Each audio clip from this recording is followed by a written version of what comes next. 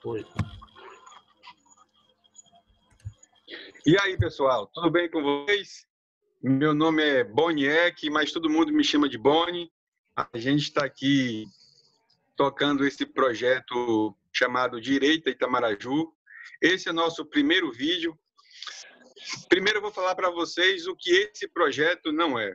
Bom, esse não é um projeto político, não é um projeto partidário, não é um projeto para defender um político, um partido, também não é nenhum tipo de projeto para lançar qualquer um de nós aqui candidato a qualquer coisa. Não é um projeto para poder falar mal de pessoas, ou falar mal de partidos, ou de entidades, não é. A gente quer fazer difusões de ideias, a gente quer compartilhar conhecimento com vocês. Então, de repente, você pode ser uma pessoa conservadora, liberal, de direita, e você nem sequer saiba disso. A gente quer conversar com você sobre ideias e teorias que impactam a nossa vida há séculos. E talvez você tenha sido vítima, como toda a sociedade tem sido vítima dela, e você nem sabe que, de fato, essas ideias existem.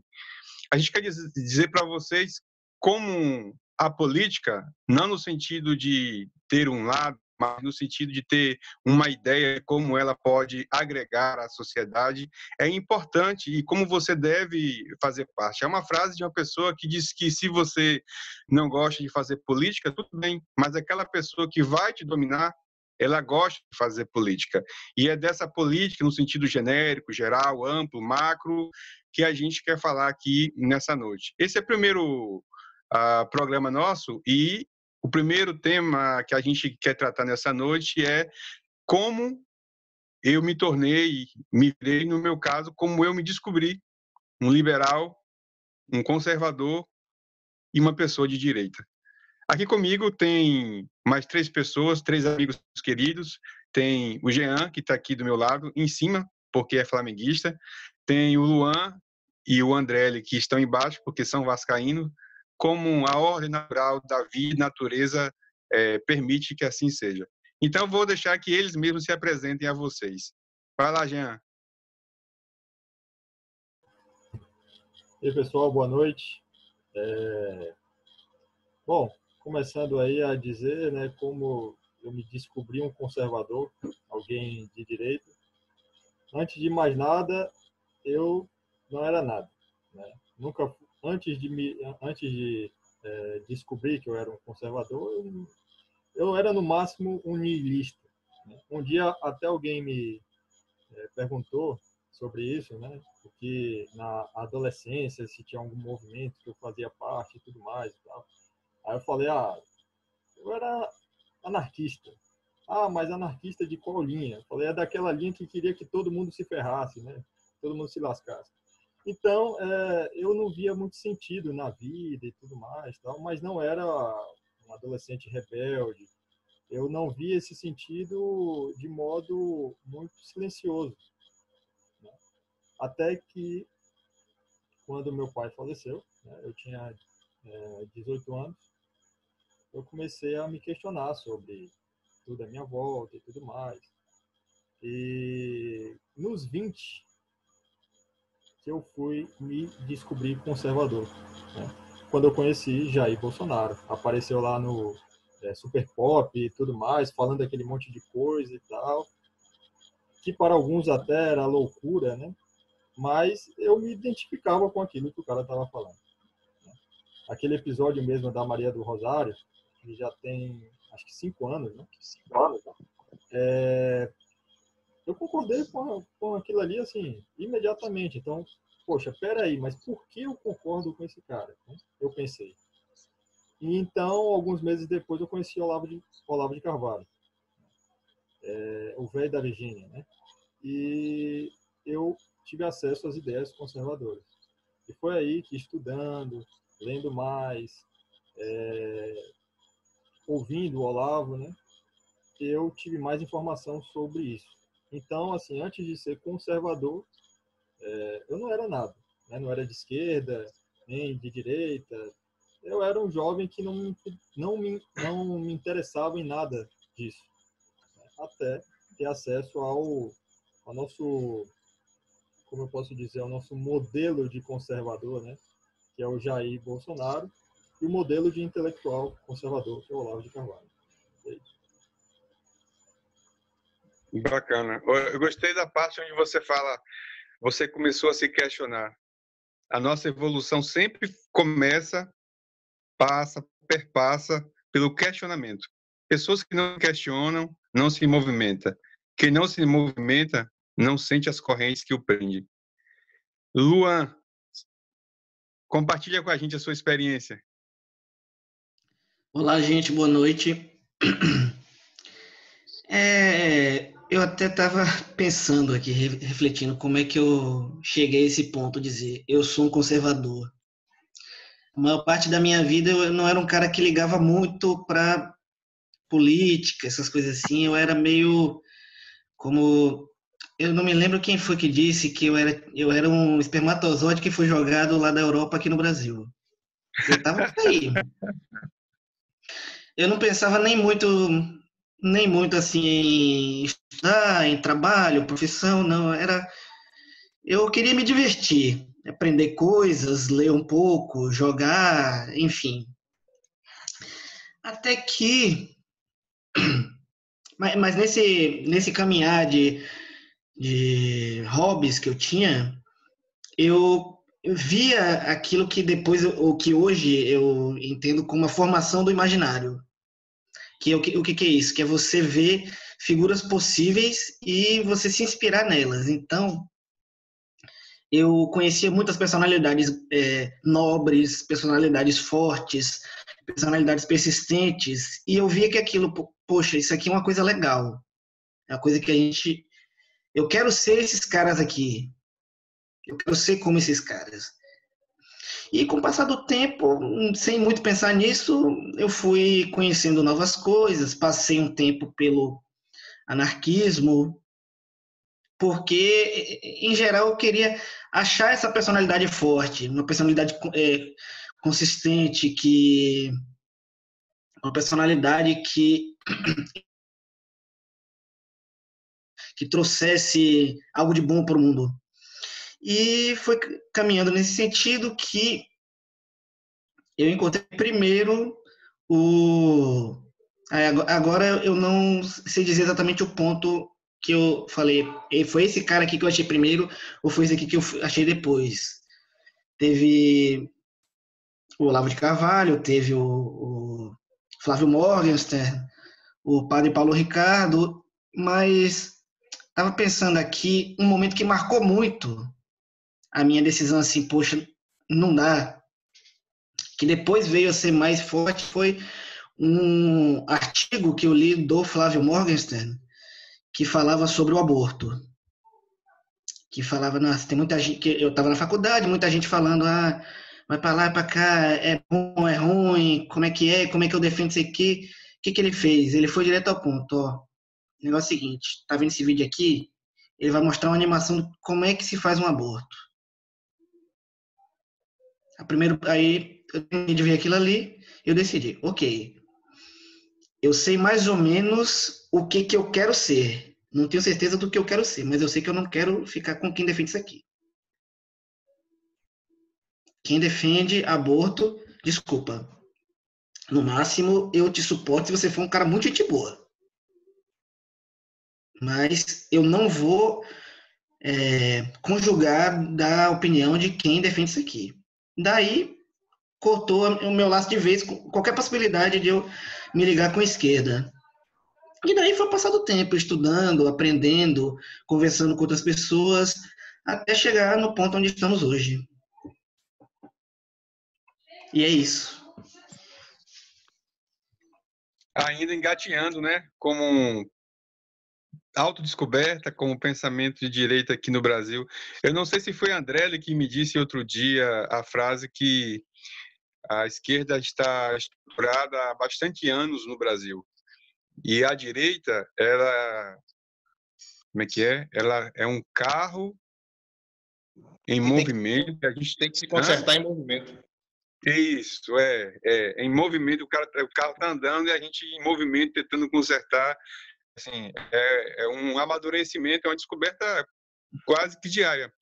Por isso que é importante projetos como esse serem difundidos em todo o Brasil, para que as pessoas possam se encontrar como comunidade, né? Como gente que acredita nessa visão de mundo melhor. Vai lá, André. Boa noite para todo mundo. Boni já nos apresentou aí. Cara, essa questão de como soube que eu era um conservador, etc. Eu costumo dizer que geralmente essa questão de espectro político, no caso do conservadorismo, é quase por que não dizer uma visão de vida, visão de mundo. Você se descobre, né? É mais ou menos o que aconteceu com você, Boni. E a gente se descobre porque a gente já nasce com isso. Acho muito difícil alguém dizer que vamos ganhar aquela pessoa para o conservadorismo, ou vamos ganhar ela para o espectro da direita. Na verdade, eu acho que o nosso papel como pessoas de direita e conservadores que tem esse pensamento de disseminar, tem que ser vamos identificar essas pessoas e dizer para elas o que elas são, ou pelo menos levar essa informação. Eu acho que essa é a importância de Olavo em toda a tradição da direita no Brasil, que é curta, né? Apesar que ele vem nessa luta há muito tempo. O objetivo dele é justamente esse, é no campo intelectual te dizer o que é ser direita e você se autodescobre. Então, mais ou menos o que aconteceu comigo foi isso. Eu sempre gostei muito de YouTube, né? YouTube. E eu gostava de ouvir músicas através do aplicativo e comecei a ver vídeos, sempre de DVD, até que um dia eu estava ouvindo Lobão. Olha que ironia. Estava ouvindo Lobão, e aí, desses vídeos de Lobão, eu acabei vendo um hangout entre Lobão e Olavo. E aí eu falei, vou ver o que esse velho gagá está dizendo aqui, que essa galera está gostando tanto. E aí comecei a ouvir, e eu falei, pô, eu sou isso aí, velho. É exatamente o que eu penso como política, apesar de ter nascido numa família que meu pai, enfim, todos sabem, participou de política há muitos anos, já exerceu cargo eletivo, mas nem mesmo nesse meio eu não conseguia ter uma definição do que era.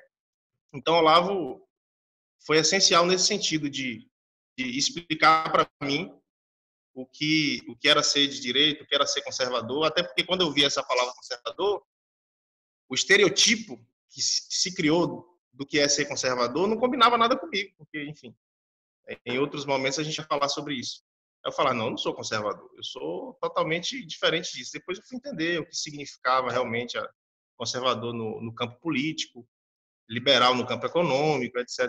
E aí as coisas foram acontecendo naturalmente. Isso aconteceu de 2014 para cá, mais necessariamente. É isso.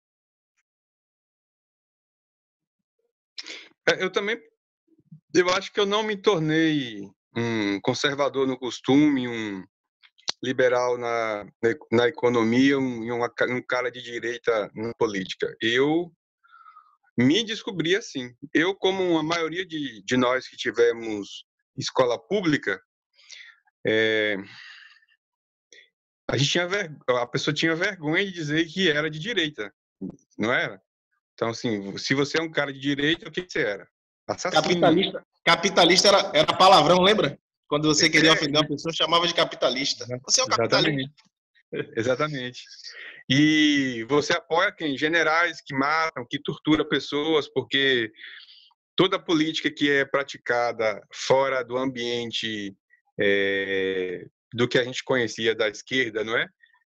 Que cuidava dos pobrezinhos, dos negros, dos menos favorecidos, das minorias, dos coitadinhos.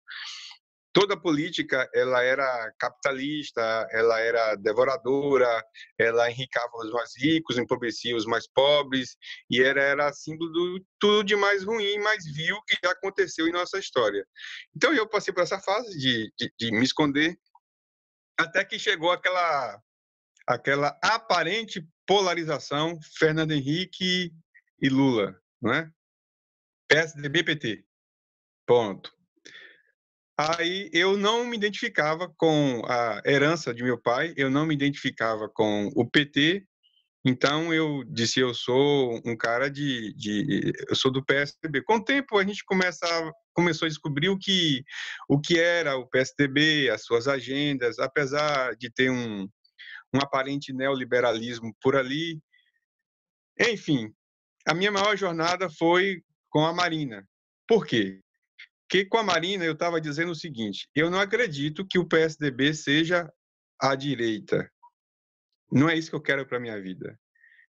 E até então eu não concordava, como Luan, com as agendas do PT, com as agendas LGBT, com a agenda abortista, com essa fragmentação dos laços familiares, com como que fazia, como contava a nossa história, o modo como tratava, marginalizava a religião protestante, algumas vezes até o catolicismo, que não era linkado com a teologia da libertação de Leonardo Boff, enfim. Então eu ficava com a Marina, porque a Marina dizia mais ou menos aquilo que eu acreditava. Ela dizia: não vou governar com a política de coalizão, vou governar com os melhores.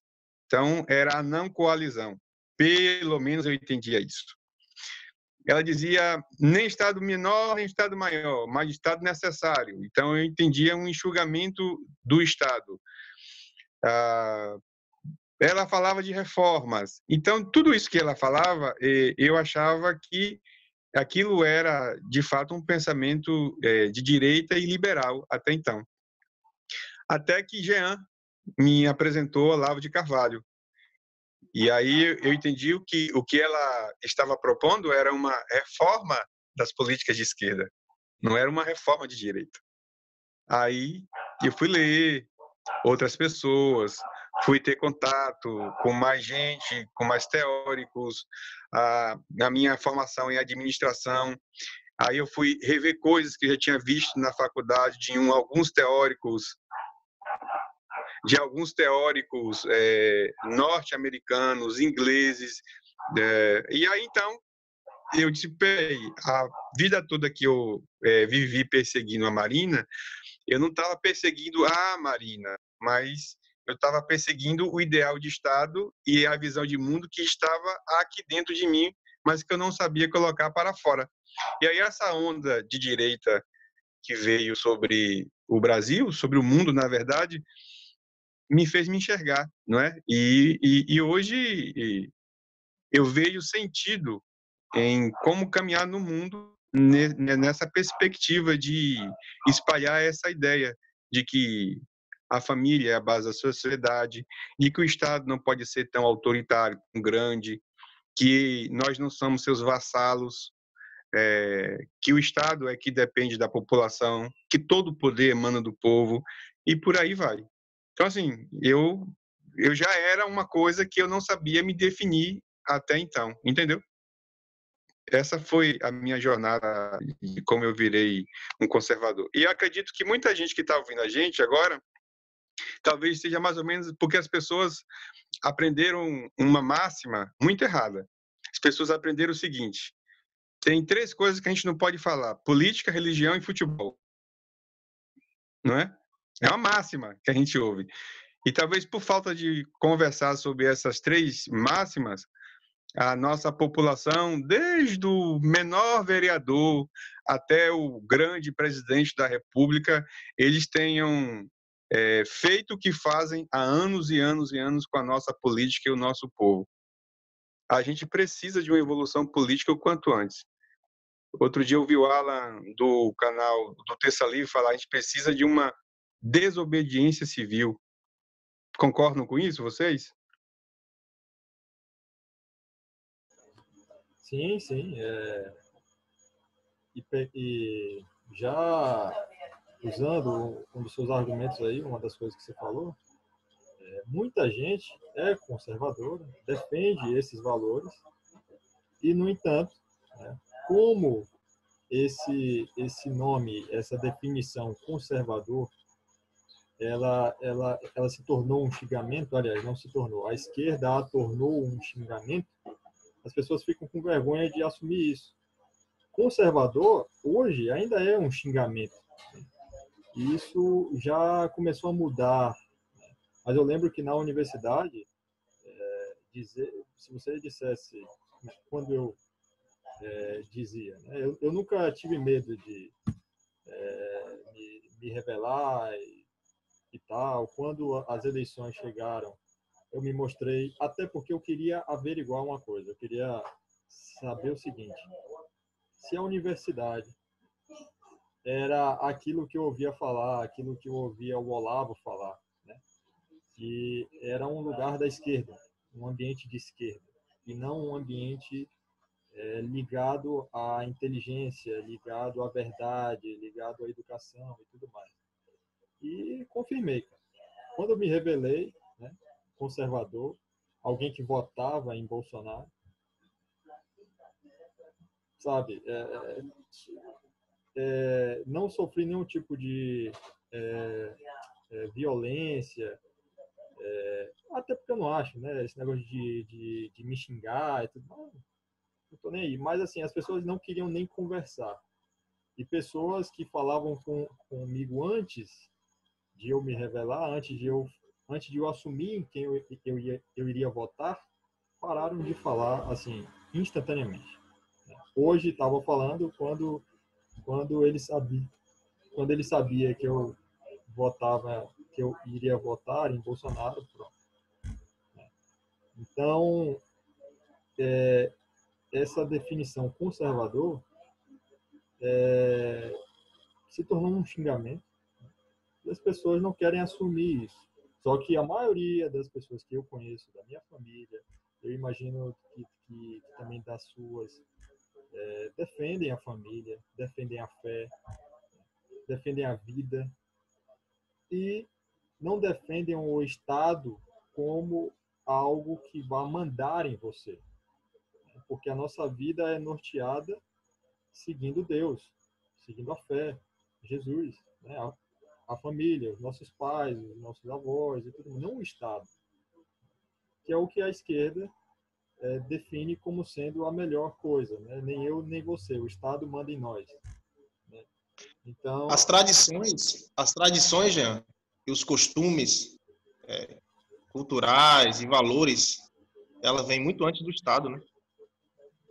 totalmente, é inimaginável você pensar que o Estado tem capacidade de gerenciar as nossas vidas assim de forma unilateral ou de forma imparcial. Cada um tem que cuidar da sua. Até porque... Jean, Rousseau chega a falar no livro O Contrato Social, que até eu tenho aqui em casa, ele chega a dizer que uma vez que você pertence a determinado Estado, ou faz um contrato com ele, um acordo com ele, você abre mão do seu livre-arbítrio para que o Estado possa arbitrar sua vida. Exatamente. Há uma ideia liberal da questão de liberdade e de indivíduo com a qual eu não concordo, porque indivíduo não existe, né? Ninguém nasce e consegue consegue se manter sozinho, né? Você depende da sua mãe, do seu pai, você depende de alguém que vai te alimentar, que vai te limpar, que vai cuidar de você. Ou seja, não é o indivíduo, é a família. A unidade mínima é a família, não o indivíduo. Então, não defender a família e não saber que quem gere a nossa vida, quem norteia as nossas ações é a família, a fé e a fé, ao meu ver, já é um equívoco, porque é antinatural. E quando a gente vai avaliar quem é o Estado, o Estado é alguém que assume esse lugar de mandar de forma vertical em quem está embaixo. Então, aquele que assumir esse local, que é assim, absurdo, né? Hoje em dia é absurdo. O cara consegue mandar fechar uma cidade, mandar fechar o comércio de uma cidade, mandar fechar o comércio de um estado. Enfim, a gente vai falar mais a respeito disso, mas vamos dar lugar aí. Sim. Bacana. Vamos fazer o seguinte, vamos comentar algumas notícias, porque a gente está vivendo um momento muito crítico, onde o quarto poder, a imprensa, a mídia, ele tem norteado a vida das pessoas. Basicamente, uma coisa só existe, ou só é verdade, se saiu na grande mídia. Se isso não saiu, isso não existe. Por exemplo, eu tento levar a segunda opinião sobre o modo como a gente deve enfrentar essa crise do Covid-19, de médicos, de infectologista, de outros cientistas, tanto no Brasil como fora do Brasil. As pessoas rechaçam isso porque não passou na televisão. Então, as pessoas entregaram as suas mentes para a grande mídia. Elas se abnegaram de pensar, da autocrítica, para poder deixar que a televisão diga para elas o que elas devem acreditar, o que elas devem fazer e como elas devem se comportar. Então, acho legal a gente fazer aqui um giro de notícias. Eu gostaria que você trouxesse, cada um de nós trouxéssemos uma notícia que você, ou duas, ou três, ou quanto você quiser, que você achou interessante nessa perspectiva conservadora, nessa perspectiva liberal de direita, para a gente poder bater um papo sobre isso. Alguém quer começar?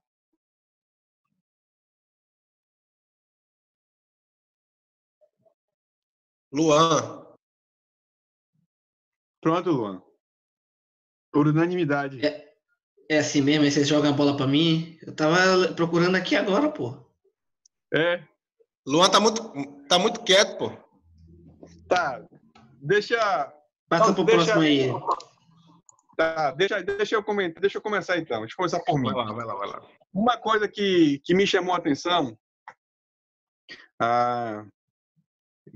o que é da minha área, né, a administração pública, eu fiz até uma pequena colinha aqui, é que há umas 3 semanas atrás, o STF, ele decidiu tirar todo o poder da gerência da crise do Covid-19 da mão do presidente da República e colocou na mão dos governadores e na mão dos prefeitos. Então, disse, vocês vão gerenciar as suas crises com toda a autonomia.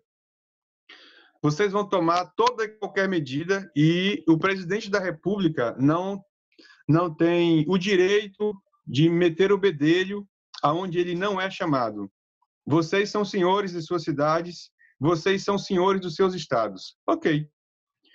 Só que se suas medidas trouxerem qualquer tipo de impacto à economia, vocês não precisam pagar a conta.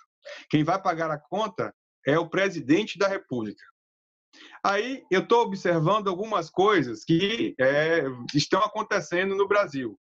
Por exemplo, eu não consegui calcular o número de investimento em TI, em analista e telemarketing que o governo federal contratou para todas as áreas, porque agora os órgãos estão funcionando via internet ou via telefone. Assim, contratou muita gente, contratou muita mão de obra para poder atender todo o Brasil. Um exemplo disso é o INSS. Outro exemplo é aquele auxílio de R$600, que é um analista quem faz a análise dos dados que chega até então. Todo esse pessoal foi contratado, todo um TI, todo o hardware, todo o software. Isso eu não consegui mensurar, não cheguei a um número de quanto isso custou. Mas, por exemplo, o auxílio emergencial dos R$600 custou aos cofres públicos 98 bilhões. O auxílio para micro e pequenas empresas pagarem o salário de seus funcionários até R$2.090 por 60 dias atingiu 1,4 milhões de empresas. Isso custa aos cofres públicos 40 bilhões de reais. A suspensão dos pagamentos de dívidas no Banco do Brasil e na Caixa Econômica Federal de financiamentos, de empréstimos, não se tem ainda o cálculo de quanto o governo vai deixar de arrecadar. A liberação de recursos para o FAT, que é o Fundo de Amparo ao Trabalhador, já está na casa dos 5 bilhões de reais. As empresas de transporte, tanto aéreo, como terrestre, como naval, que já está em 60% de perda de demanda, está precisando de 2,5 bilhões de investimento do governo federal ao mês. Ou seja, em 2 meses, 5 bi. Em 4 meses, 10 bi. E agora, existe, já foi aprovada a primeira parte do Fundo de Participação dos Estados e Fundo de Participação dos Municípios, que são 16 bi, e agora passou no 16 bi, e passou no Senado agora uma ajuda de 127 bilhões para estados e municípios, dado pelo governo federal, que está faltando alguns detalhes para poder ser sancionado pelo presidente da República. A questão é, o orçamento público, a LOA, que é a Lei Orçamentária Anual, que é a previsão dos gastos e o quanto de receita você tem em caixa para você executar o orçamento do ano, isso não parou, porque o nosso orçamento ele é impositivo. Nesse orçamento, que é o máximo que o governo federal pode gastar, desde 2015 o governo Temer estipulou um teto, que é isso que dá segurança para o investidor colocar dinheiro no Brasil, o que mantém o risco Brasil baixo, pelo menos deveria deixar o risco Brasil baixo. Então, meus amigos, a minha pergunta, como alguém que estuda administração pública, é: da onde vai sair tanto dinheiro? Até onde? Qual é o limite que os governadores e os prefeitos têm para fazer caca, sem se responsabilizar financeiramente por isso? E o pior de tudo é que a imprensa diz que o governo federal não está fazendo absolutamente nada para poder ajudar na crise do Covid-19. Eu não estou fazendo defesa ao governo federal, ao Jair Bolsonaro, sabe? Eu estou colocando fatos. Dinheiro não dá em árvore. Entendem? É uma representação de serviço, de produção, do qual a gente abriu mão para poder ficar todo mundo dentro de casa fazendo hashtag assistindo Netflix. Quer dizer, a gente está numa situação difícil no Brasil. Lula propôs hiperinflação, né? Fabricar dinheiro. Olha a ideia do cara, velho. Um cara desse tem compromisso com o Estado, velho, com as pessoas? Tem, pô. O cara sabe da gravidade, o cara sabe do problema que é isso. Todos os países que fizeram isso se acabaram. Olha a Venezuela como é que tá. Os caras vão com um saco de dinheiro pro mercado para comprar 5 quilos de arroz, 5 quilos de feijão, por quê? Não existe. Essa possibilidade é absurda. Absurda.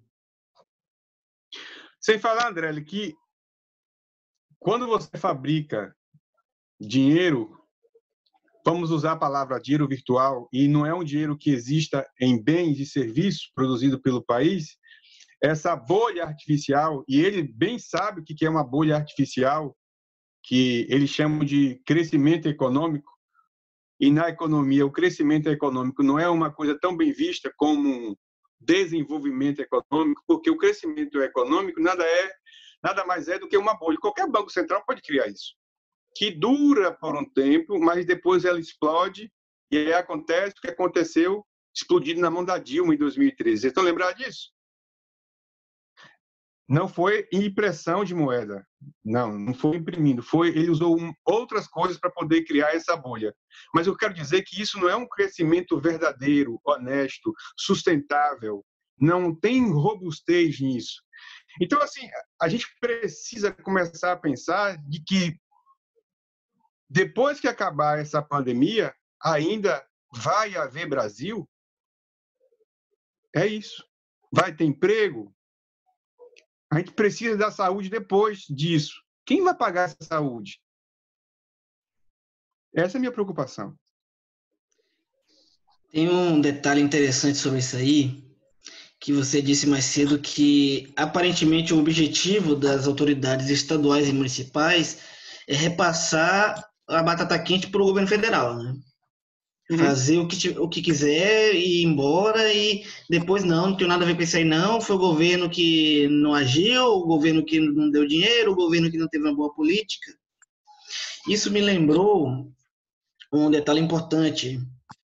Se eu não me engano, quem fala é o Nassim Nicholas Taleb, é um pensador norte-americano, que ele define que uma das coisas que mostram a força moral de uma pessoa, a coragem, é o que ele chama em inglês de skin in the game, que em tradução literal é você botar sua pele no jogo.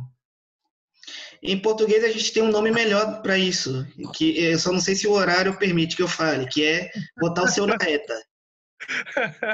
Eu ia falar agora. Porque o que significa isso? Se você tá investindo a sua vida, a sua carreira, o seu dinheiro, o que você tem em favor de um valor, em favor de uma ação, em favor de alguma coisa, você vai fazer aquilo ali, é o tudo ou nada. Ou dá certo, e beleza, e você ganha louros por aquilo, ou se der errado, você também vai ter que pagar por aquilo. Quem fez isso, principalmente, foram os fundadores dos Estados Unidos. Eles falaram lá, ó, a gente não quer seguir essas leis da Inglaterra, então eu vou investir dinheiro do meu bolso, da minha fazenda aqui, dos meus homens, comprar armas e vamos para a guerra, e se eu perder, eu vou morrer. O governador prefeito que está agindo desse jeito, com essa irresponsabilidade, ele tá com o dele na reta? Ele tá com skin in the game? Ele não tá. Ele quer gastar, esbanjar tudo e, se sobrar dinheiro, ainda comprar umas coisas para ele. Porque é bom lembrar que não tem licitação. João Dória é muito rico, né? O cara é ricaço. Ele vai colocar o dinheiro dele lá, se der alguma merda? Ele vai assumir a dívida ou alguma coisa? Será? Ele tá mandando... Olha só. O cara tá mandando... ele tá mandando fechar os comércios com máquina de solda. Soldar a porta. Loucura. Loucura. Sabe? Tipo, a pessoa... Não, eu vou comercializar aqui, eu vou fazer... Ele tá mandando o pessoal soldar. É o nível de loucura que esses caras estão chegando. Por causa sabe, de uma coisa que ninguém sabe ao certo como gerenciar, como resolver, mas ele acha que a melhor forma é deixar todo mundo em casa e no futuro todo mundo morrer de fome, né? É melhor do que morrer agora. É melhor morrer depois, né? Não é o tema de hoje e nem quero falar sobre isso, mas hoje eu passei a tarde vendo médicos e especialistas de algumas partes do mundo questionando a quarentena. Alguns até afirmando que ela é mais prejudicial do que benéfica no caso do enfrentamento desse mal. Mas não é o tema de hoje. Agora, relembrando o que Luan falou, e encerrando a minha participação nessa notícia, é que não existe dinheiro público. Isso não existe. Apesar da esquerda ter medido muitos anos isso para a gente, isso é mentira. O que existe, como diz Margaret Thatcher, é dinheiro do contribuinte. Mas se o contribuinte não contribui, não tem dinheiro. Então, fica aqui uma oportunidade da gente pensar um pouco mais no que o Estado está fazendo, e a gente precisa, sim, participar, ter voz ativa, criticar, porque a gente não é um agente passivo do Estado, mas a gente é o agente ativo e como que eu posso dizer, mais interessado, porque, segundo diz a Constituição, o poder emana do povo, e o Estado governa para o povo. E quem sabe melhor para o povo não é o Estado em si, porque o Estado não tem rosto, não tem cara, não tem nome. Quem sabe melhor para o povo é o próprio povo. O nosso sistema democrático, é bom lembrar que nós emprestamos poder aos políticos, e não o contrário. Eles estão lá emprestados, e na medida que eles não fazem aquilo que é de direito constitucional da população, a população tem que entrar e resolver. É o que a gente chama de intervenção popular, né? Eu particularmente, eu sei que o tema é bem complexo, não quero aqui questionar a gravidade do problema, jamais. Agora, eu acho que quem deve resolver essa situação, já que nossa classe política ela está toda perdida, são as pessoas, pô. A liberdade é mais importante até mesmo do que a vida, pô. Prefiro viver como medíocre, prefiro viver livre do que viver como medíocre. Ou que essa minha vida, ela, enfim, corra o risco até de perdê-la, entendeu? Então a liberdade é isso. É você lutar por isso até o final. O que a gente tem visto no Brasil são governadores com mania de poder, como você bem disse. Eles usurpam do governo federal, trancam tudo, né, de forma desmoderada, sem nenhum critério, sem nenhum planejamento. Mostra, inclusive, que não tem soberania. O país mostra que não tem soberania, que país que tem soberania resolve seus problemas locais. Não existe solução global para problema global. O problema é global. A solução, cada um tem a sua. A gente não pode se submeter. Essa frase, muito inteligente. A gente não pode se submeter a um órgão, a recomendações de um órgão. A gente está perdendo a nossa liberdade. A gente está rasgando a nossa Constituição por conta de uma recomendação de uma instituição mundial. E as nossas leis vigentes do Brasil? Que os governadores, a maioria deles, estão fazendo pouco caso. E a nossa liberdade de ir e vir? Não se trata de defesa de comércio. Se trata de defesa de liberdade, poder de decisão. Enfim, é um completo absurdo, cara.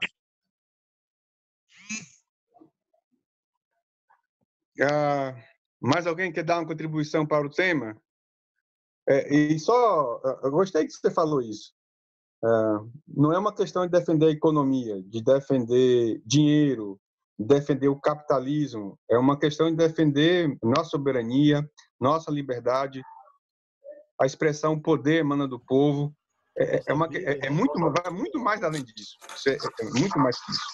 É nossa vida, porque a sociedade existe desse modo, com capital, com o que há nela, é justamente para defender a vida. Não tem uma coisa que não seja, a não ser algumas obras no mundo, né, que são realizadas com o objetivo de acabar com a vida. Mas o que o homem faz de bom é para defender a vida. Você quer viver melhor. Se nós formos avaliar aqui como as pessoas viviam há 200 anos e relacionar com hoje, é uma mudança absurda, né? De conforto, de riqueza, etc, etc, etc. Mas isso não é para defender, né, a economia, como nós estamos falando aqui. Não é para defender a economia. É para defender a vida das pessoas. É para defender que as pessoas consigam viver as suas vidas.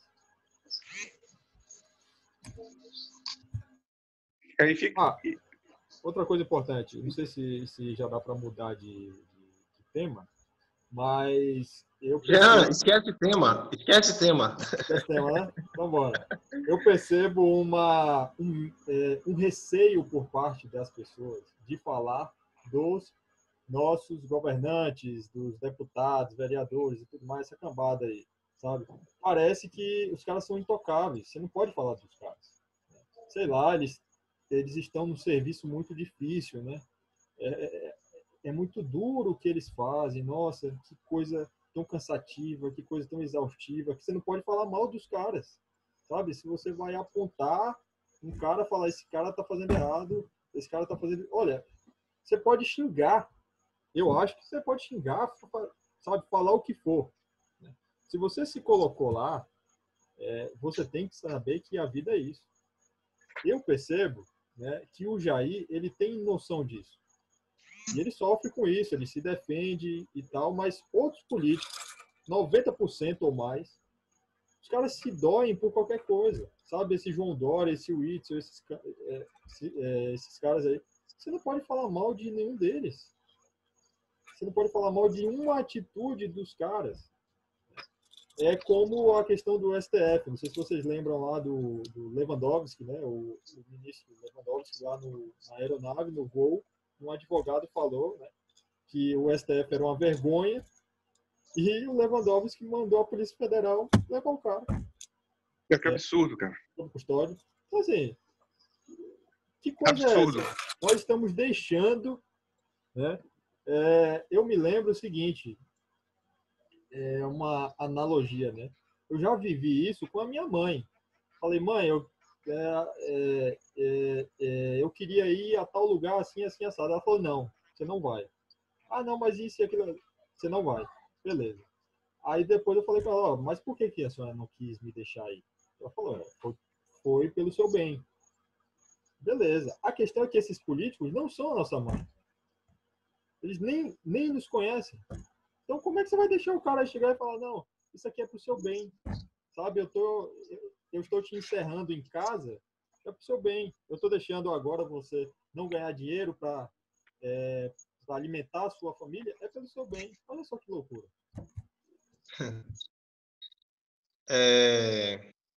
É complicado, porque eles estão usando isso, toda essa questão que é séria, enfim, a gente já sabe disso, para justamente fazer aquilo que eles mais querem, né? Então, o que acontece hoje? Se você critica o modo que está sendo combatido o vírus e as políticas que estão sendo tomadas para o combate desse vírus, você está criticando, você não está criticando o modelo. Eles querem passar a ideia de que você está criticando a manutenção da vida. Entendeu? Isso aí já é uma questão de ser analfabeto funcional. O cara não consegue processar uma crítica. Ele é tão burro, desculpa dizer essa palavra, mas é tão idiota que ele não consegue ser contradizido. Existe essa palavra, contradizido? Contraditado, não? Enfim, ele não suporta que alguém contradiga ele. E aí alguém contradizendo ele já acha que você é assassino. Eu fui chamado de genocida. Oh, meu Deus! Cara, eu fui uma garota, olha só, que loucura, na época da eleição. Da última eleição. Genocida foi o apelido mais carinhoso que eu recebi de 2018 para cá. Não, eu tava lá, né, discutindo com essa galera, eu discutindo com 10. Né? Era muito comum isso aí. Então, o que acontece? Olha o argumento da garota. Ela chegou e disse assim, olha, eu vou quebrar uma lâmpada na sua cabeça porque o seu pessoal fez isso com a gente. Então, eu vou fazer isso com você. Meu pessoal?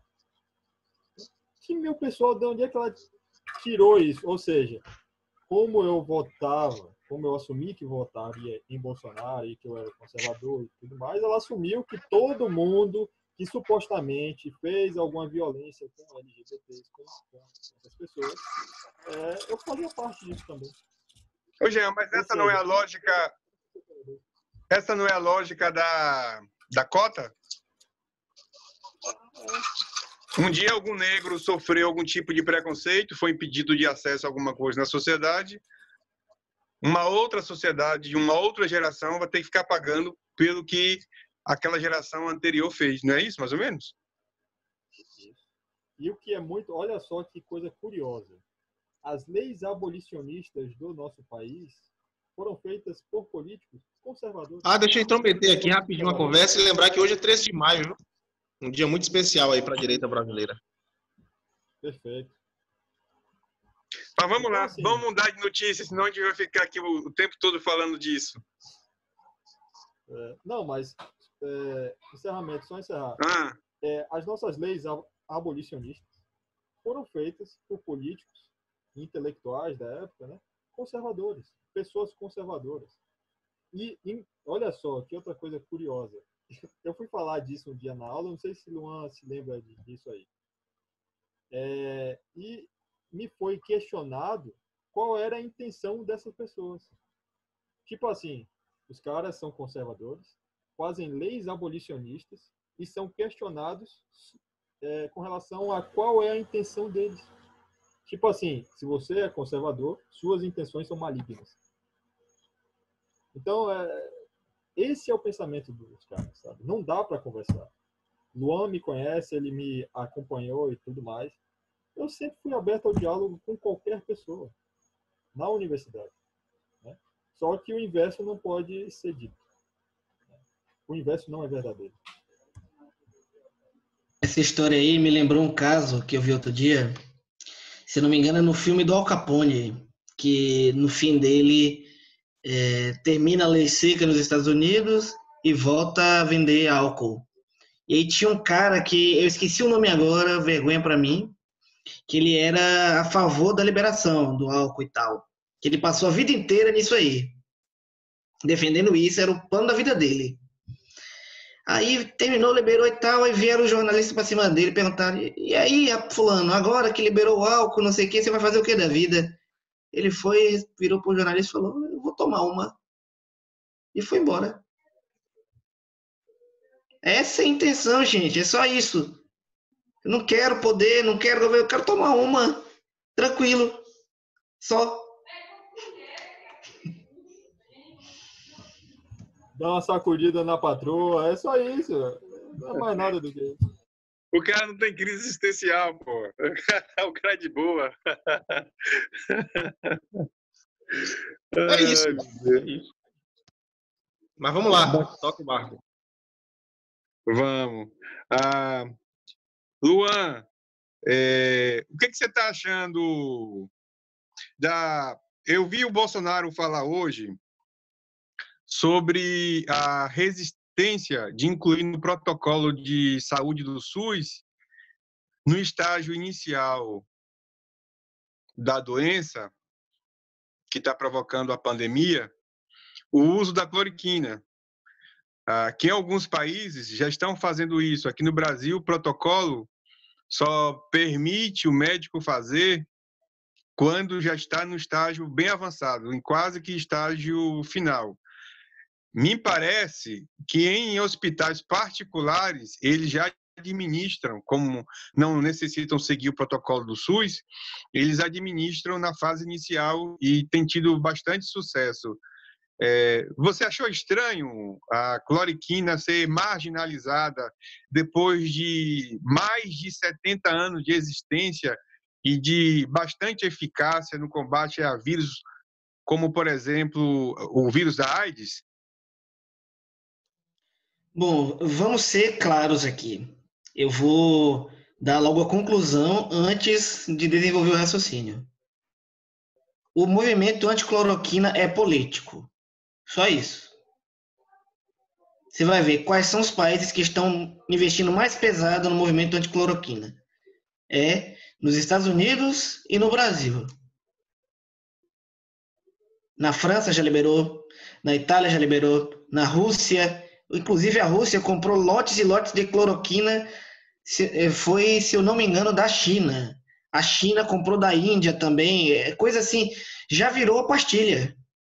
Mas aqui no Brasil e lá nos Estados Unidos está proibido. Ou está extremamente, como é que se diz, restringido o uso. Fato, é política. Aqui proibiram ter na farmácia. Desculpa te interromper. Sim, proibiram ter na farmácia e está com uso restrito pelo SUS. E o fato é que ele não é um medicamento milagroso, antes de mais nada, mas ele é uma oportunidade, porque pela forma que ele age. Ele também não é um medicamento antiviral, que muita gente vai dizer, mas não é antiviral, não sei o que. Sim, não é antiviral. Mas a função dele, a função da maioria dos medicamentos, na verdade, é ajudar teu corpo a tratar o vírus, sem entrar em muitos detalhes. E o fato é que não adianta você receitar cloroquina em estágios avançados da doença, porque ali já é inútil. Ele não vai exercer com potencial total o auxílio ao corpo para tratar da doença. E o fato é que eu não sei se por ingenuidade ou por gente infiltrada ou falta de informação, o ministro da Saúde ele está sendo levado num sentido de tratar ela como se fosse um remédio altamente perigoso e tal, e tem que usar em última instância. Se você usar em última instância, não dá certo. Ô, Jean, deixa eu complementar a sua fala. Você disse, você não sabe se tem alguém infiltrado, alguém de má fé no meio. Eu assisti uma entrevista hoje do Dr. Anthony Vogue, que eu acho que essa é a pronúncia do sobrenome dele. E foi perguntado para ele sobre a cloroquina e ele disse o seguinte, aí perguntaram a ele que ela tem uns efeitos colaterais, que pessoas morreram quando estavam fazendo o tratamento. E ele disse o seguinte, palavras dele, aspa para o senhor Vong. Os pacientes que morreram de cloroquina, eles foram assassinados, porque a dose permitida, a dose ideal para o corpo humano é 2,5 gramas. E deram a esses pacientes 12 gramas. Muito mais do que o indicado. Você colocar 12 gramas no paciente, basicamente está assassinando ele. E aí ele diz, para ter um erro dessa magnitude, até parece que isso foi proposital para poder ter um tipo de resistência por parte da população ao uso da cloroquina. Era só isso. E foi exatamente isso. Só uma coisa, qualquer remédio que vai ser manipulado, que seja manipulado, tem efeito colateral, seja um efeito colateral menor ou maior, ele tem efeito colateral. Qualquer remédio. Então, esse negócio de falar, tem efeito... qualquer remédio tem efeito colateral. Agora, se é o que nós devemos discutir é se é eficaz ou não. Se é eficaz ou não, se é seguro ou não. E nesse caso, é seguro, né? Já tem 7 décadas que é usado. Enfim, vou deixar o Luan. Não, pois é, eu acabei de tomar um remédio antialérgico ali, antes de vir aqui gravar, e eu tô aqui um pouco sonolento. É uma pastilhinha para segurar o espirro, só. Eu tô sonolento. Mas quer dizer que eu vou dormir para sempre? Não. Se você tomar um copão de café quando acorda cedo, você vai ter arritmia, você vai tremer um pouquinho, você vai ter alguma coisa assim. Quer dizer que você vai morrer do coração naquele momento por causa disso? A menos que você realmente não possa tomar, tenha no seu histórico médico que não pode, que você tem arritmia, que você é cardíaco e tal. Que hoje mesmo eu vi uma notícia que dizia o seguinte, que a cloroquina causa arritmia. E um dos grupos de risco da cloroquina são cardíacos. Quer dizer o quê? Que a cloroquina é tão malvada que ela vai matar justamente o grupo de risco. Nossa, como é que esses malucos querem dar cloroquina para as pessoas? Gente, tá, filho, você é grupo de risco, não só da cloroquina, não. Você é grupo de risco de comer bacon, você é grupo de risco para ter que correr na rua, na praça, você é grupo de risco para respirar. Você é cardíaco. Do futebol. O cara vai no estádio assistir um jogo, se emociona pra cacete lá. Grupo de risco. Se for do Vascão, então... A cloroquina ela tá sofrendo da síndrome da globalização. Por quê? Eles criaram formas iguais de tratar o mesmo problema.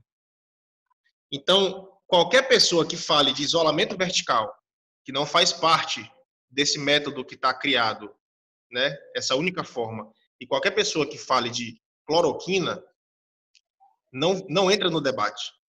Não é que não pode, não, nem entrar no debate não entra. A minha maior revolta de todos esses temas envolvendo o coronavírus é isso. Todos nós aqui, a gente entende que o problema é sério, mas a gente quer o quê? Debater, ouvir os dois lados. Mas essa síndrome de globalização, ela não permite. Então, o que aconteceu no Brasil? No Brasil não, no mundo, né? Trump foi o primeiro, talvez, o primeiro chefe de Estado a falar de cloroquina. Automaticamente, as instituições progressistas, todas elas, se levantaram contra o cara. Não, pelo amor de Deus. A solução não pode vir de um cara de direita, pô. Essa é a verdade. É como o Jean disse, eles politizam tudo. Então, politizaram não só o problema, como estão politizando a solução do problema. No Brasil, Bolsonaro é o primeiro a falar da cloroquina. Automaticamente, ele recebe uma enxurrada de crítica. Quem fala de cloroquina é contra a vida. Virou isso. Por quê? Porque, pensa bem, se a cloroquina acabar sendo, não que seja a solução, até porque a solução a gente só vai ter daqui a 1 ano e meio. Não é nem 1 ano, não é mais de 1 ano para sair essa vacina. A solução exata só vai ter daqui a 1 ano e meio. Então, nesse momento, o que for mais paliativo ou melhor para o problema, se for a cloroquina, como é que não vai ficar a imprensa brasileira e os setores anti-bolsonaros, entendeu? Então... Não só isso, Andrelli. O Alan Ruschel, não sei se vocês assistiram, por favor, me ajude.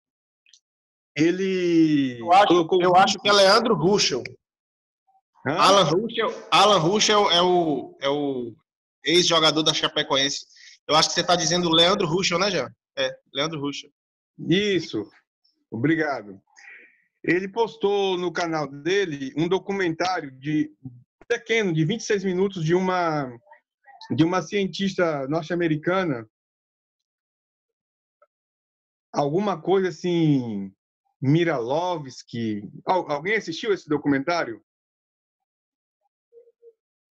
Não, né? Enfim, nesse documentário ela disse: quem foi a primeira pessoa a dizer que a cloroquina não funciona? Aí o cara diz: o ministro da Saúde aqui dos Estados Unidos. Ele disse: muito bem. E o que o ministro da Saúde dos Estados Unidos trabalhava antes de ser ministro? Aí, com laboratório. Aí ela disse: então, e hoje a filha dele trabalha com laboratório. Então, nunca que a cura vai vir de um remédio que a patente é pública, porque eles esperam lucrar com isso.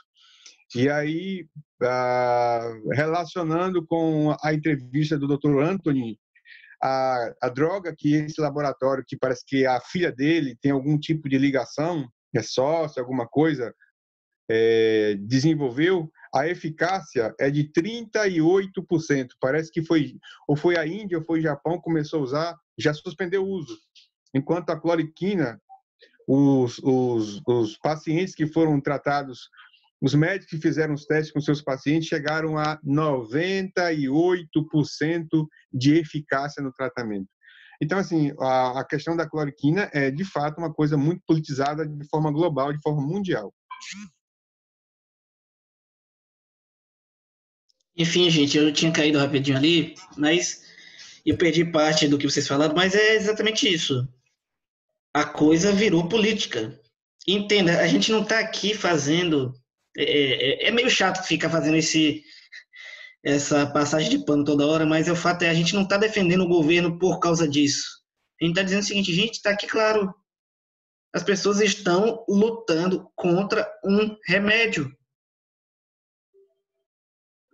Já parou para pensar nisso? Lutar contra um remédio. Sim, é um remédio. Não, e era um remédio que antes de vir esse coronavírus e tudo mais, já era vendido nas farmácias há décadas. Como genérico, Jean, vendido como genérico. Jean, está entre os 30 remédios mais usados pela OMS. Há anos. De repente virou veneno. É brincadeira, cara. Não, e vamos lá falar, então, com relação à mídia. Qual é a função da mídia? A função, às vezes, negativa da mídia, né, com relação a isso. Vai lá, Boni, vai lá, Boni.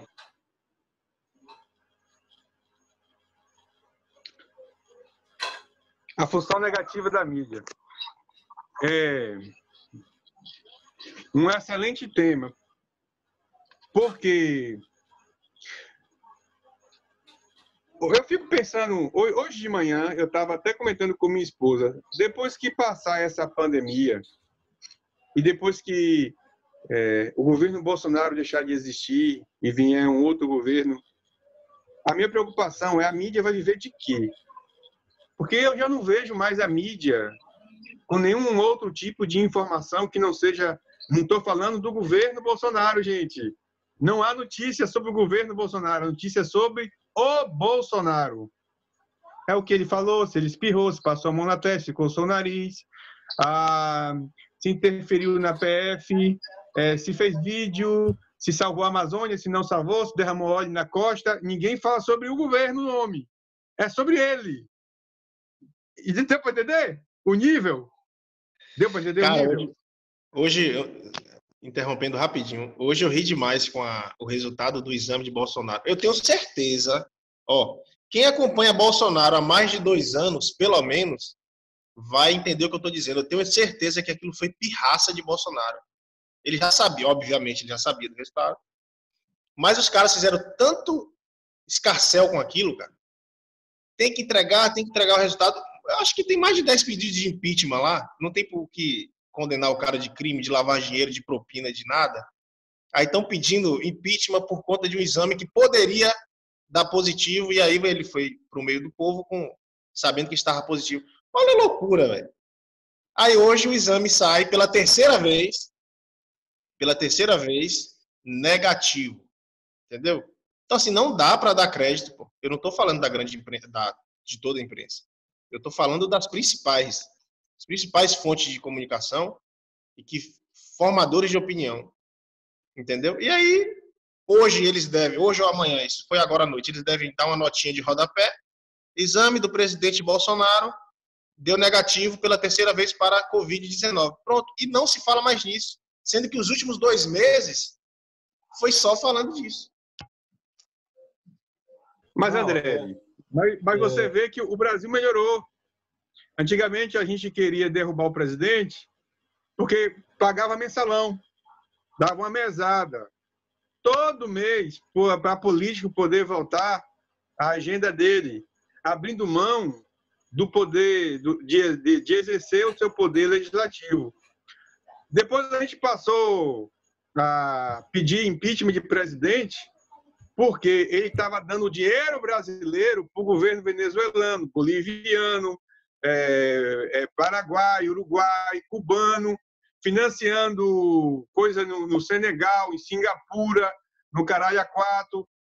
Depois a gente não quer o impeachment do presidente porque o Petrolão revelou que tem gente ganhando bi em peiteira e dividindo com o PP, com o PT, com não sei quem, com o PMDB e escambar 4. Agora a gente quer o impeachment do presidente porque ele abraça o povo.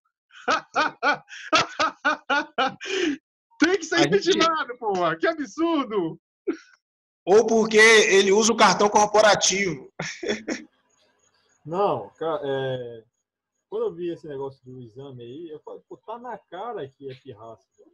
Tá na cara que é pirraça. Porque é óbvio que se tivesse dado que ele tava realmente com Covid e tudo mais, ele teria revelado isso antes, cara. Será que não...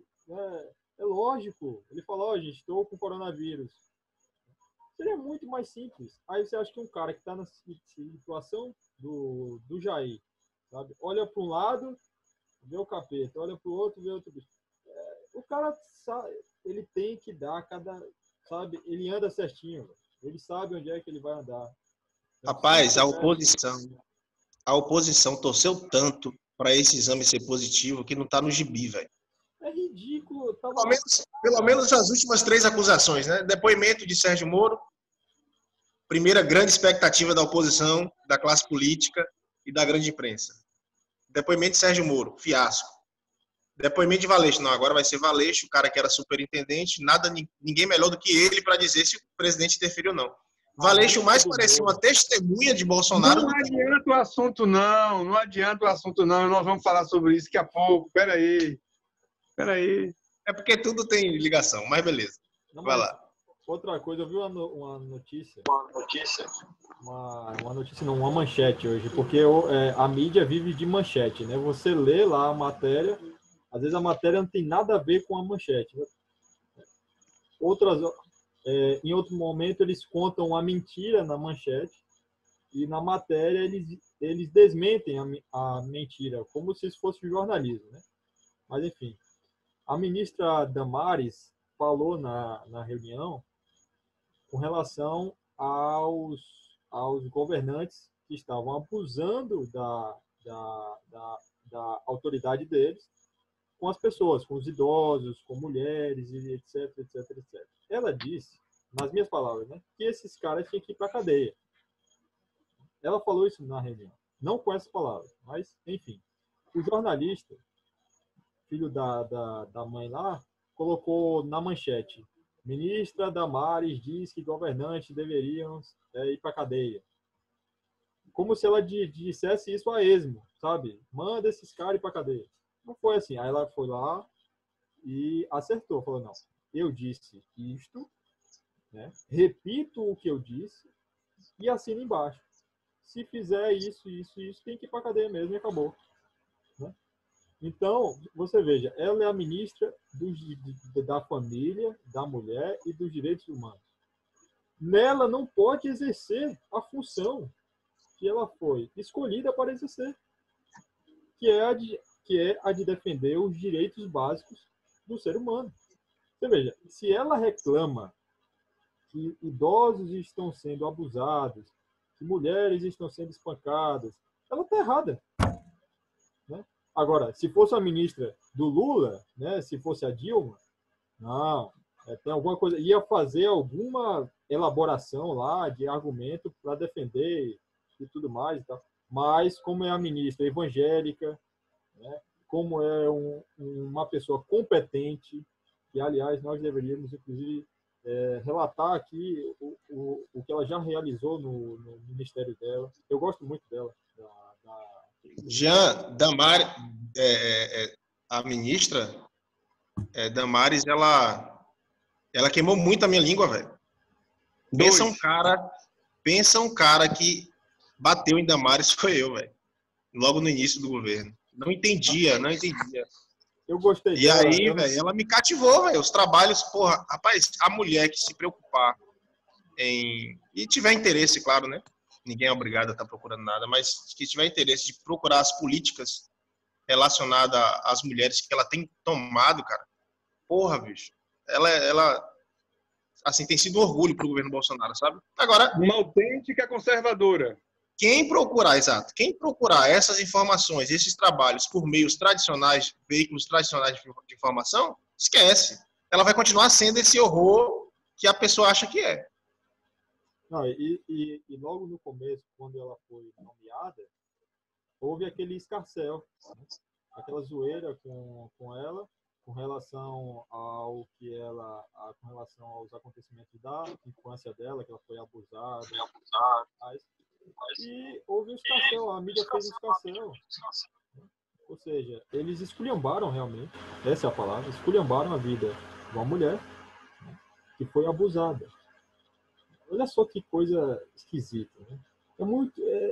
Eles escolhem, né? Mas o que é curioso é que eles só escolhem defender quem concorda com ele. Enfim. Eu vi muito isso e não é diferente. É assim. A mídia, Jean, hoje, a grande mídia, e como o André disse, a gente não pode dizer toda a mídia, não pode. Mas a grande parte dela, ela não faz mais jornalismo, ela não informa, ela faz militância. Então, hoje, ela perdeu também bastante a credibilidade, porque mídias alternativas têm se formado no Brasil. Tem canais de YouTube e tem sites que o seu jornalismo bate em audiência algumas emissoras de televisão. Sendo assim, eu acredito, isso é uma visão minha, que ela encontrou um nicho para vender um tipo específico de notícia. A mídia ela não vende, por exemplo, informação mais sobre o governo federal. Ela fala sobre o Bolsonaro. É sempre assim. Ela não fala, como a André lhe disse, ela não fala sobre o Ministério da Damares. Ela fala sobre a Damares. Então, ela pega aqueles personagens mais icônicos, mais caricatos do governo do presidente Jair Bolsonaro e ela começa a vilipendiar, a zombar, ela começa a denegrir a imagem da pessoa, a vender um estereótipo, e aí aquele nicho que torce para quanto pior, melhor, para o governo dar errado, consome freneticamente aquela notícia. E ela vive deste nicho. Então, assim, projetos como esse que a gente está fazendo aqui, que está espalhado pelo Brasil afora, de levar a verdade às pessoas, de levar uma segunda opinião, de fomentar nas pessoas uma consciência crítica, de criticar o que está vendo, o que está sendo posto, vai fazer com que essa mídia seja cada vez mais dissecada, diminua cada vez mais e mais. E o desserviço que ela presta à população vai ficando cada vez mais e mais evidente. É isso que está acontecendo hoje. O Olavo, ele comenta essa função da mídia dizendo o seguinte, que ela serve com o objetivo de alimentar o imaginário da elite, que é o que você falou. Ou seja, fica alimentando a elite com essas ideias, com essas imagens, e a elite não se move ideologicamente desse local. Então, fica estagnada ali, né, nessas ideias anticonservadoras, porque para a mídia a palavra conservadora é um xingamento. Então, a elite nunca se move dessa ideologia, porque a mídia a alimenta. É o que o Olavo comenta. Bacana.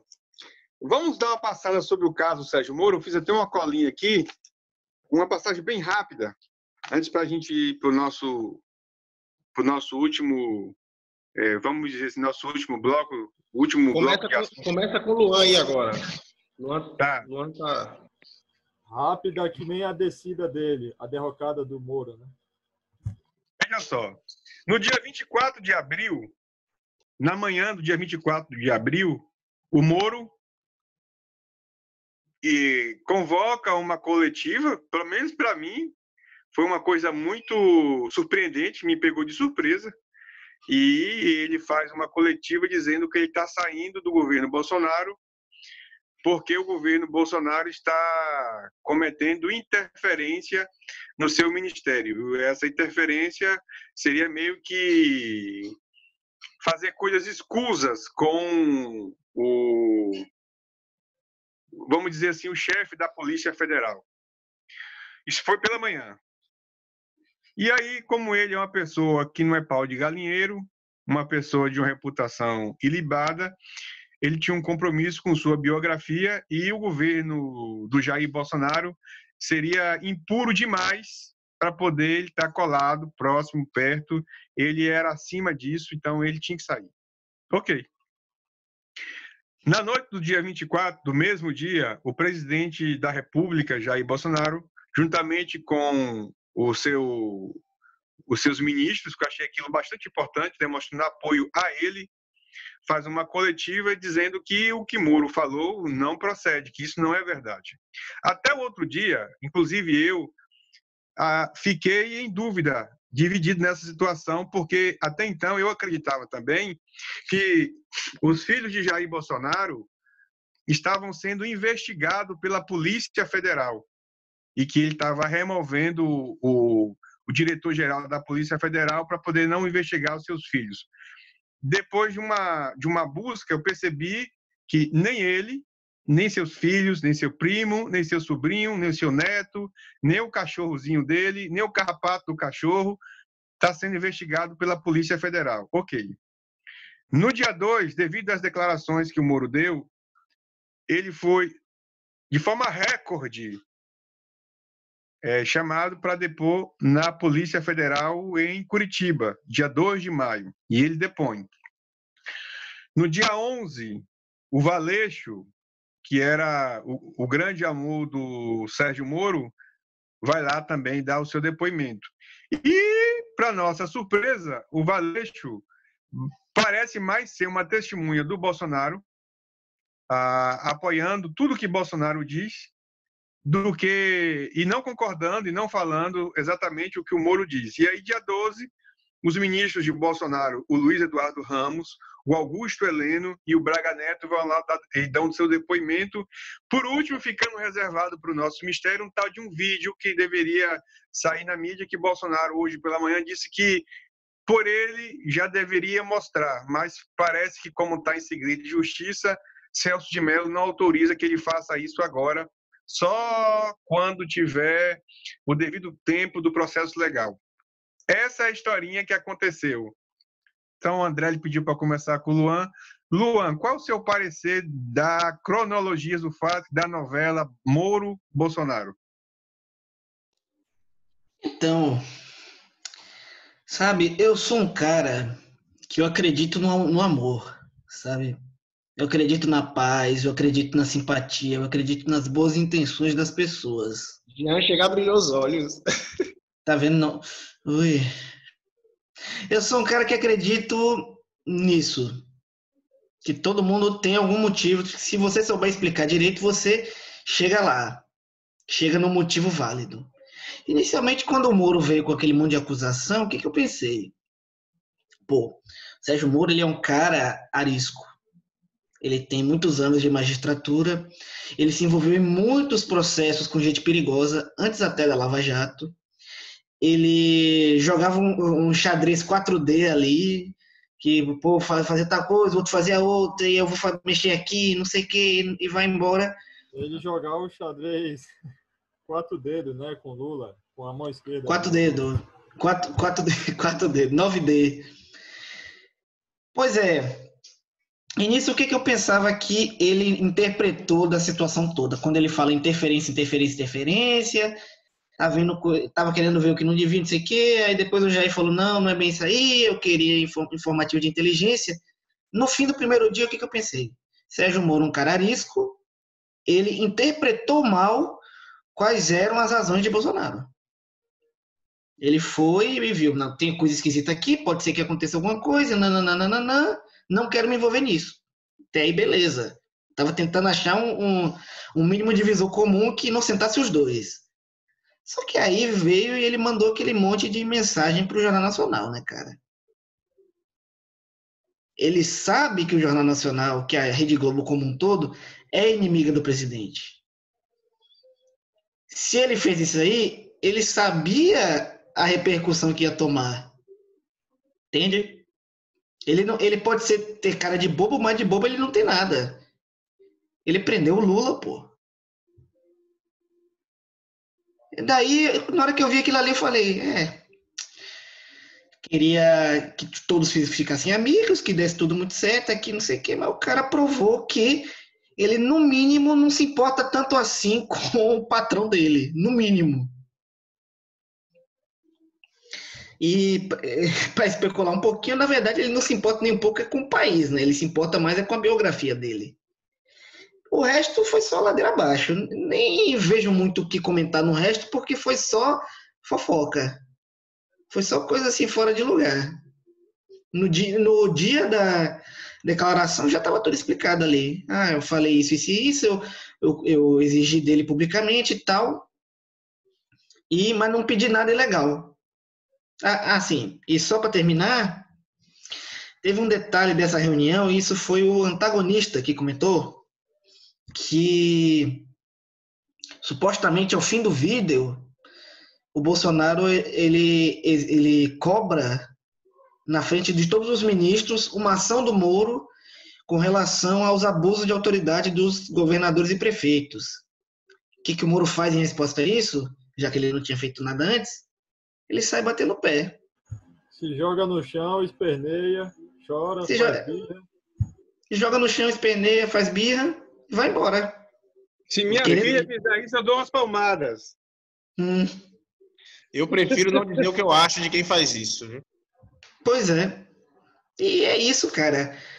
Já acabou, pra mim, já acabou no primeiro dia ali. O resto foi só ladeira abaixo. Foi só fofoquinha e caos inventado e forçação de barra. Acabou ali. Ele que seja feliz, vá curtir a vida dele. Se tiver aposentadoria, nem sei se teve aposentadoria. Se tiver dinheiro guardado, vai para as Bahamas, sei lá, velho. Mas vai embora. Você foi excelente juiz, mas não serve pra política. Desculpe. É isso. Tem gente aí que tá órfão de heróis, né? Dizendo que, nossa, esse país não tem heróis. Vá conhecer a história da independência do nosso país. Né? Vá conhecer a história de Dom João VI, o que é que ele fez, tudo mais. Hoje nós comemoramos a abolição, ou seja, vá conhecer a história de Dona Isabel, a nossa redentora. Enfim, né? Não estamos órfãos de heróis, não. Pode ficar calmo. Jean, você acha... É só uma pergunta, mas serve para André também, ou o Luan quiser responder. Vocês acham que o Moro chega no governo do Bolsonaro como herói, como o Jean falou, herói, e aí ele começa a trajetória dele como ministro, e aí, de repente, ele começa a perceber que no cenário nacional, dentro do governo Bolsonaro, ele é só mais um ministro. E que a estrela não é ele. Ele é apenas mais uma estrela da constelação, que talvez o Sol, o centro dos holofortes, o alvo do carinho do público brasileiro, da direita brasileira, da classe média, das pessoas conservadoras, não é ele, mas é o Bolsonaro. Vocês acham que isso... Só é uma pergunta, como o Luan falou, uma especulação. Vocês acham que isso mexeu com a vaidade dele? Olha, já havia ali algumas coisas com as quais os dois não concordavam. O Moro é a favor do desarmamento, a favor do aborto, a favor, por exemplo, do abuso de autoridade, ou do abuso de algumas autoridades. Enfim, isso aí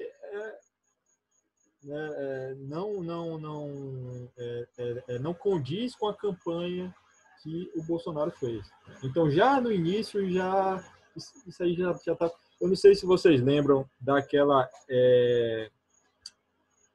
da MP com relação ao armamento, à liberação das armas. O Moro deu uma embargada ali em algumas coisas. Então, ele limitou algumas coisas por questão ideológica. Ele não concorda, então ele limitou algumas coisas. Porque ele tirou os argumentos, sei lá de onde. Vou falar aqui. Mas, assim, isso aí já foi uma causa.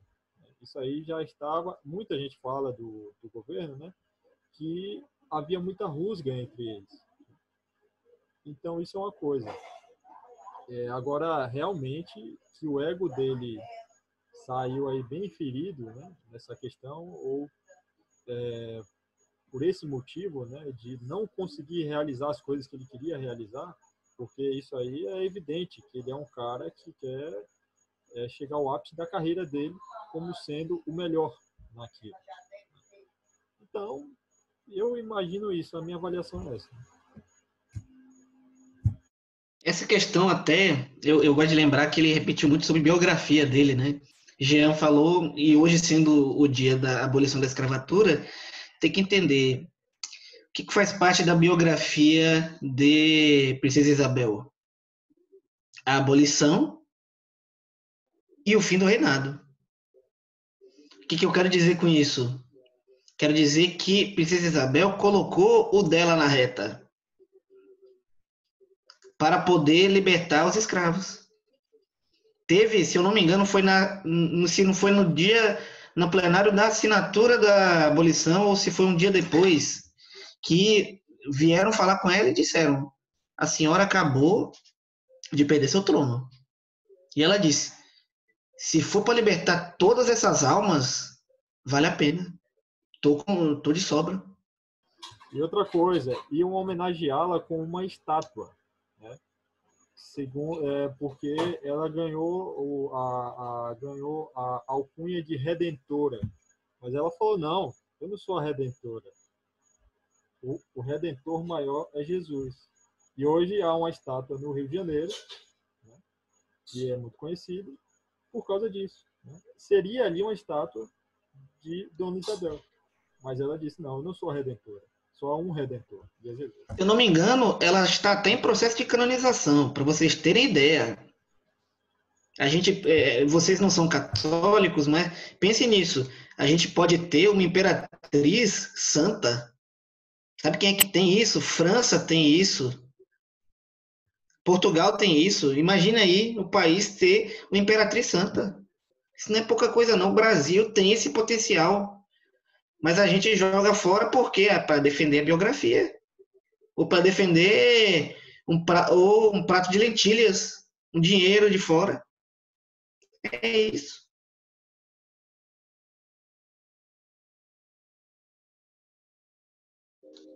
André, André, fala, Luan. Cara, eu vou fazer um apanhadozinho, né, sobre esse tema do Moro. O que acontece?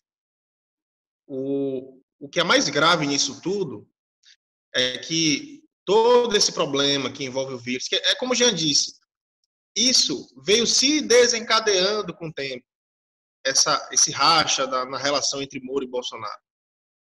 E isso se dá muito por esse problema do vírus também, que Moro foi contra todas as atitudes do governo. Então ele já se mostrou ali que ele não era uma pessoa, que não seria a pessoa mais correta para estar ali, porque enquanto Bolsonaro defendia e sempre acreditou em isolamento vertical com todos os critérios, ele nunca deu uma declaração a favor disso. Ele deu declarações, inclusive, apoiando as medidas autoritárias tomadas pelos governadores. Tem essas questões de costume que ele não se enquadra em nada daquilo que a direita prega e acredita. E, enfim, eu acho que ele, com o tempo, assim que ele assume o ministério, eu acho que ele achou realmente que teria, além de carta branca, ele teria a soberania do cargo. E a soberania do cargo pertence ao presidente da República. Ministro auxilia o presidente. Por que eu vejo um atentado à democracia o tempo todo nesse problema? Porque a gente vem desde lá da destinação da autoridade, da autonomia aos governadores no combate ao coronavírus. Aquilo ali é um atentado à democracia. A gente elege um cara para tomar decisões, para escolher em momentos difíceis o que fazer. E o STF vem sem base nenhuma constitucional e tira o poder da mão do cara que a gente elegeu para fazer isso. Primeiro ponto. No segundo momento, ele vem a questão do Valeixo, né, juntamente com o Moro. Ele tira o poder do presidente da República de nomear, cara. Isso não existe, isso é um atentado à democracia. E eles tiveram certeza, Boni, que essa união entre imprensa, classe política, governadores, Sérgio Moro, toda essa equipe, eles tiveram certeza que, se unindo, derrubaria o presidente. Porque o que a gente vem vendo na mídia é uma militância para ferir a popularidade do presidente. E agora, eu acredito assim, que Bolsonaro ele sai mais forte de todo esse problema. Porque ele está o tempo todo respeitando as instituições, respeitando os poderes, e os caras estão interferindo, velho. Entendeu? Foi por isso que se deu, eu estou fazendo apanhado geral, tá? Foi por isso que se deu aquela declaração dele. Ele precisou dizer aquilo. Eu acredito que de forma estratégica. Eu estou com o povo e as forças, o povo está comigo e as forças armadas estão com o povo. Então é a única coisa que ele tem e ao mesmo tempo a mais importante. Então assim, é uma completa decepção para a oposição brasileira. Entendeu? Essa oposição por oposição. Moro entra nessa história, o STF pensou assim, agora a gente tem um ativo que é Sérgio Moro, o cara que tem maior credibilidade no Brasil, porra. Porque até aquele momento a credibilidade de Moro, para mim também, é superior do presidente. a popularidade, eu acho que eles estão assim, assustados com a tamanha credibilidade que o presidente tem com sua base eleitoral. Não é o Brasil todo, obviamente. Tem pessoas que odeiam, muitas pessoas que odeiam, mas a principal parcela da população, a maioria dela, apoia o presidente e está fechado com o Bolsonaro.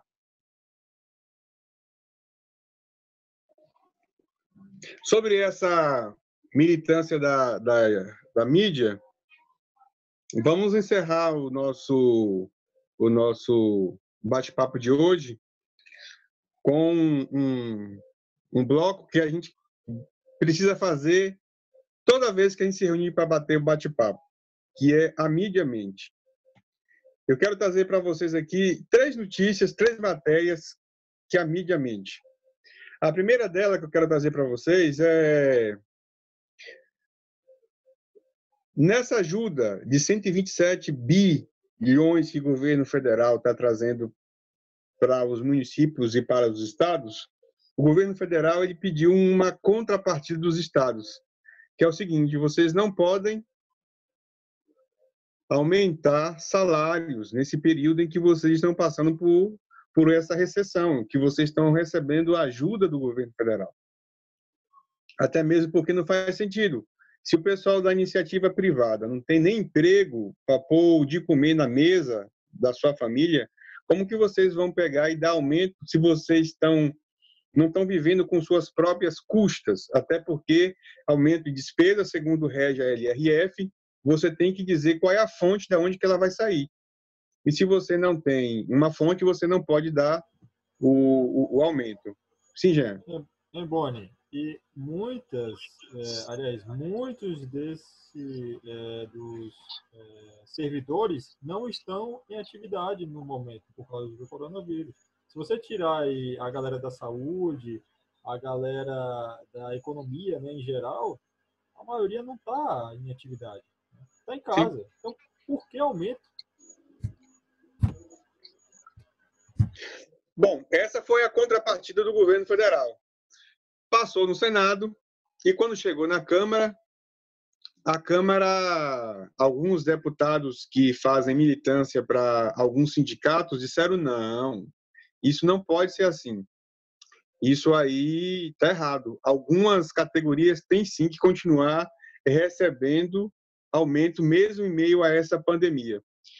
E aí o Guedes orientou a Bolsonaro que se passasse alguma exceção, que ele vetasse. Inclusive, dentre essas exceções está a Polícia Legislativa da Câmara de Deputados, que nem está trabalhando, como o Jean falou, porque os deputados estão fazendo home office. Enfim, notícia da UOL e do G1. No outro dia, Bolsonaro é contra aumento para funcionário público. A mídia mente. Isso é mentira. Segunda notícia mentirosa da mídia, a mídia mente. Fizeram no sábado passado uma manifestação grande de apoio ao governo federal e protestando contra alguns abusos do legislativo e do judiciário. Notícia do Correio Brasiliense. Essa manifestação é contra os agentes de saúde. Os bolsominions, como eles gostam de dizer, estão manifestando contra médicos e enfermeiros. Notícia de um jornal ligado à Bandeirante foi que essa manifestação é em favor do... Essa foi a melhor. É a manifestação a favor do Sérgio Moro. Detalhe, Boni, detalhe. Nessa mesma matéria, a capa ou a matéria passa, nesse mesmo momento, o trio com a foto de Bolsonaro grande, entendeu? Os caras com a camisa de Bolsonaro, embaixo a faixa. Passeata, manifestação em apoio ao ex-ministro Sérgio Moro. Absurdo. Verdade. E a última que eu quero trazer para vocês aqui é porque quase todas as manhãs acontecem cultos em frente à casa do presidente da República, no palácio onde mora. E aí os evangélicos e os católicos fazem suas orações, abençoam o presidente, a família dele, os políticos do Brasil, mandam energia positiva, fazem uma prece a Deus, enfim. E no meio evangélico, acredito também no meio católico, tem uma expressão de fé chamada imposição de mão, que é você abrir sua mão e levantar seu braço para cima e fazer uma oração. Isso. E aí, um dos jornais disse que os apoiadores de Bolsonaro naquela manhã estavam fazendo símbolo nazista na frente do palácio, da casa que Bolsonaro morava. Quer dizer, isso me chocou, porque cuspir na fé alheia, é intolerância, é vil, é baixo, é denegrir um ato de fé, intolerância. Isso é tudo de mais bárbaro que se pode fazer com uma expressão de fé e de crença de alguém. Então, assim, a mídia mente. E é repugnante o que a mídia está fazendo nesses últimos dias. Você quer ver Alguém tem uma outra... Quer ver um exercício? Vai agora em qualquer navegador aí no Google, né? E pesquise aí, João Dória, exemplo. Né? Veja as manchetes, só leia as manchetes. Beleza, fez isso? Agora coloque lá, Jair Bolsonaro. E faça a mesma coisa, leia as manchetes. É nítida a diferença com que a mídia, né, lida e com que a mídia vai abordar a Jair Bolsonaro e as pessoas que estão ligadas a ele, ou seja, as pessoas que o apoiam, e as pessoas que não o apoiam. É nítida. Nas manchetes você vê isso. Ou seja, antes a manchete informava o que ia estar abaixo na matéria. Né? Agora não. Você já dá o que você quer ali na manchete. Já fica estampado. É um rótulo até. Né? E, enfim, é nítido, cara. É absurdo. E você vai ler a matéria... não tem nada demais, às vezes, não tem nada demais. Tirando as mentiras, né, que acontece, que eles colocam, não tem nada demais. Ou seja, a arma é a manchete. Até porque as pessoas aqui, nesse país, existe um alto índice de analfabetismo. E isso não é um xingamento, não é uma ofensa, é simplesmente um fato. Analfabetismo é um fato nesse país. Eu não digo nem que não é um analfabeto que seja infuncional, funcional. É analfabetismo e acabou. Sabe? São pessoas que não foram alfabetizadas corretamente. Então, assim, a mídia usa isso. E ela usa exatamente isso. Ou seja, lidando com a emoção dos leitores. Né? Então, a pessoa lê lá uma palavra negativa associada a alguém, nesse caso ao Jair, e acabou. O Jair já é o vilão e, enfim. O maior problema, o problema é mais embaixo, né? Como diria o outro. O maior problema é que a nossa mídia ela é composta por jornalistas, na sua grande maioria progressista. Então, assim, é um tema para um outro, né? Uma outra gravação, uma outra live. E é um tema muito vasto, né? Um campo vasto. Porque é tudo fruto do nosso ensino. Então, o nosso ensino, eles formam o quê? Militantes. Os caras não têm compromisso com imparcialidade. Os caras não têm compromisso com informação. Os caras têm compromisso com o projeto de poder. E isso já vem lá desde de baixo, entendeu? E se atenua no ensino superior, né? E aí é um tema que a gente falaria aqui mais de 3 horas. Mas, infelizmente, também a nossa imprensa, assim como nossos setores intelectuais, nossos setores culturais, nosso setor político, é criado e ensinado em cima de uma ideologia progressista, marxista. E é isso que a gente tem. A gente precisa fazer ocupação de espaço. Sim. Cara, não existe diálogo. É simplesmente assim. Se você está numa sala de aula de uma universidade e vai colocar um argumento que não esteja em concordância com aquele argumento geral, enfim, eles vão fazer de tudo para te calar. É assim. Se você perguntar a algum estudante universitário sincero, ele vai dizer isso. Luan sabe, vocês sabem. Então, assim, não existe diálogo. 7% de bateria, viu? Tá. Como você vai chegar à verdade sem dialogar, né? Sem argumentar? Quem ensinou isso? Só o pai da filosofia, Sócrates. Como é que ele fazia? Ia lá e conversava com os caras, ouvia a opinião dos caras, o argumento dos caras, e discutia aquilo, discutia. Isso na universidade inexiste. Finalizando, pessoal, Jean, como que eles vão argumentar se eles têm como mentor intelectual Gregório do Duvier?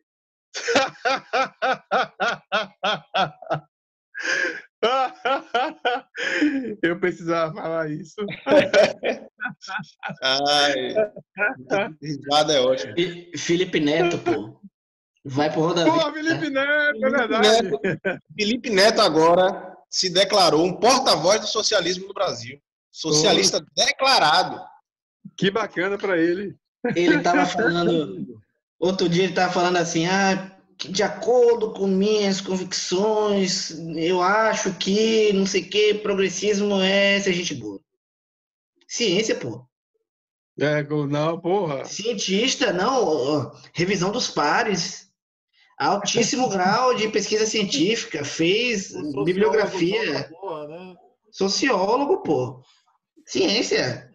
O cara vai fazer uma reengenharia social, viu? Espere em verão. Não, mas olha, agora, falando sério, ele tá cuidando de muitos filhos por aí, hein? Filhos de pessoas, tome cuidado. Sim.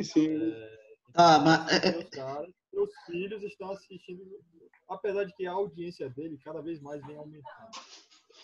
Vem diminuindo, aliás. Então, enfim, algumas pessoas estão já acordando nesse sentido. Mas o cara ainda tem milhões de meninos e meninas o assistindo. Mas cá pra nós, o pai que deixa o filho assistir Felipe Neto merece. Porra. É o mínimo que ele tem que fazer, é buscar entender. É o mínimo. Né, velho? Porra. Verdade. Isso deveria ser lógico. Pessoal, vamos finalizar, senão vai ficar muito grande para o bate-papo. Bora.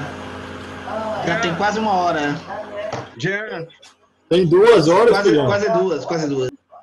Jean, suas últimas palavras nessa live, por favor, se despeça. O conservadorismo é sexy, acredite em mim. Luan. Eu só acredito em você se você tiver com o seu na reta.